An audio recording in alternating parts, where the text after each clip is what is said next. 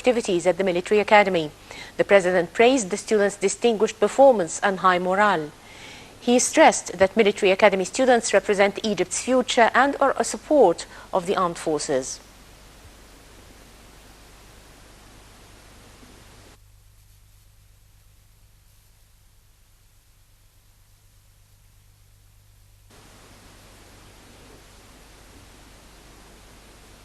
President Abdel Fattah el-Sisi arrived home on Saturday, wrapping up a week-long Asian tour, which included stops in Singapore, China and Indonesia. During his tour, the President held talks with the heads of state and senior officials that focused on a number of regional and international issues, as well as means of fostering bilateral ties in various domains, notably the economic one. In Singapore, the first leg of his tour, el-Sisi held summit talks with President Tony Tan, during which the two leaders discussed bilateral relations as well as regional issues of mutual concern in the Middle East. The President witnessed the signing of a memorandum of understanding between a Singaporean company specialized in seawater desalination and the Suez Canal Authority to build a specialized water and electricity station for the city of Ain al-Sukhna. President el-Sisi later headed to China, where he held talks with his Chinese counterpart Xi Jinping that focused on regional and international issues of mutual interest. In Jakarta, the final leg of his tour, President el-Sisi held talks with his Indonesian counterpart Joko Widodo, which tackled means of strengthening bilateral ties and increasing Jakarta's investments in Egypt. Prime Minister Ibrahim Mahlab held a press conference on Sunday, joined by Ministers of Planning and Finance over the civil rights law. Mahlab said that the dialogue with the ministers over the civil service law had lasted for 8 months.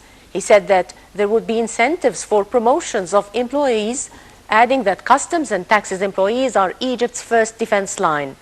Earlier, the Prime Minister headed the meetings of the Higher Educational Council to discuss preparations for the new school year. Mahlab said that there should be a report from all governors on the maintenance of the educational buildings in each governorate. The Minister of Education said that the national campaign for carrying maintenance work at schools will end before the beginning of the new year. For his part, Cabinet spokesman Hussam al-Qawish denied media reports about a cabinet reshuffle.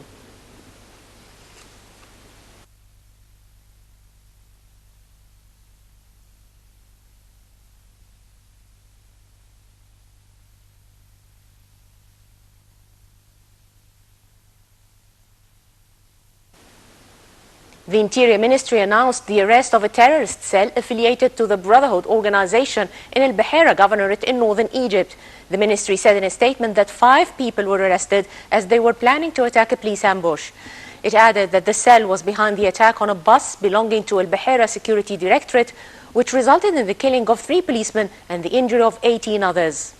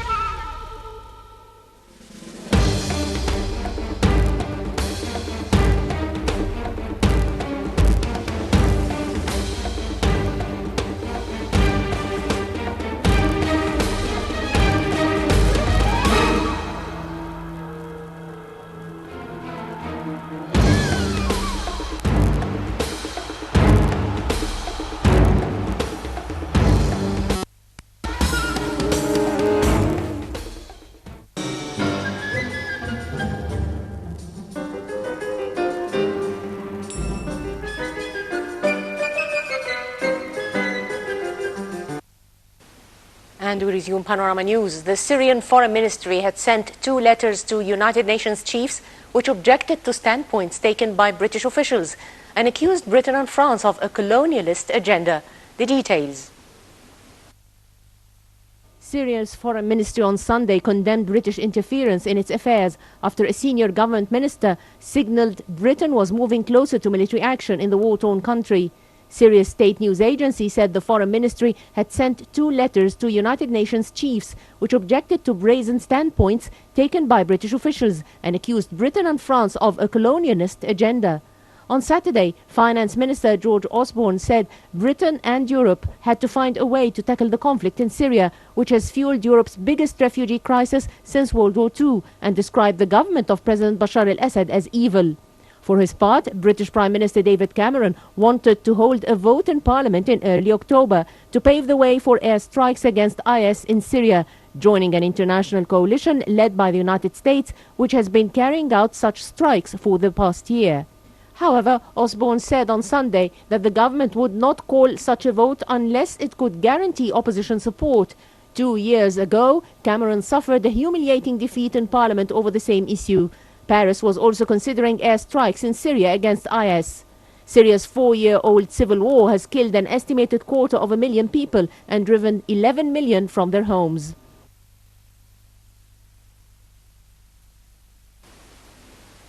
Iraq has put F-16 warplanes acquired from the United States into action against the Daesh group for the first time.